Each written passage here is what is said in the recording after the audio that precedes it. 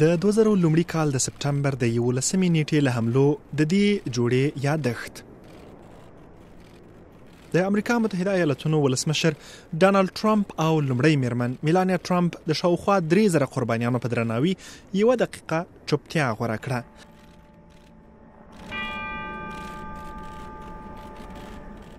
د هغو کسانو د کورنیو غړیو هم په دې مراسمو کې په سپينه ماڼۍ کې برخه اخیستې وه چې عزیزان یې د سپټمبر د 11مې په حملو کې وژل شوي وو.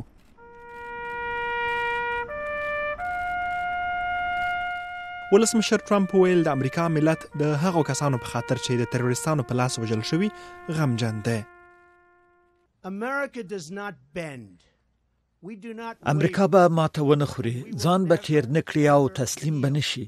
په دې یاد غونډه کې موږ هغو مات شویو خو ژمنو زړونو او هر اتل ته درناوی کوو چې موږ ته امن او ازادي رابخښلې او ژمنه کوو چې له یو بل سره په ګډه کار وکړو، یو ځای سره مبارزه وکړو او په ګډه په خپله لاره کې د خنډ او دښمن په وړاندې بریالي شو.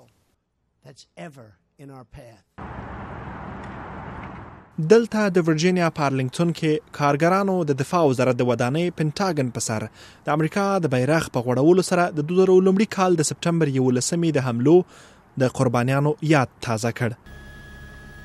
د 2000 لومړي کال د سپټمبر په 11مه 2 تښتول شوي الوتکې د نیویارک په ښار کې د نړیوالې سوداګرۍ مرکز په 2 لوړپوړیزو ودانیو ووهل شوې او 3000 کسان یې ووژل. لومړی الوتکه د سهار په 8 بجو او 46 دقیقو او دویم الوتکه د سهار په 9 بجو او 3 دقیقو د نړیوالې سوداګرۍ ټاورونه ووهل. لدې پیښې وروسته دواړه ټاورونو اور واخیست او تور لوګی هوا ته پورته شو چې ورپسې دا لوړپوړیزې ودانۍ ونړېدې.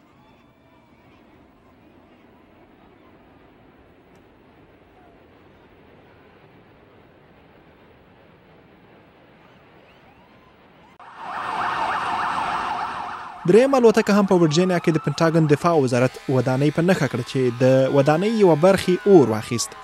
دغه حملو مسؤلیت د القاعده شبکې مشر اسامه بن لادن په غاړه واخیست چې بالاخره د پاکستان پلازمینې اسلام آباد ته نږدې په ابټ آباد کې د امریکا ځانګړیو ځواکونو وواژه.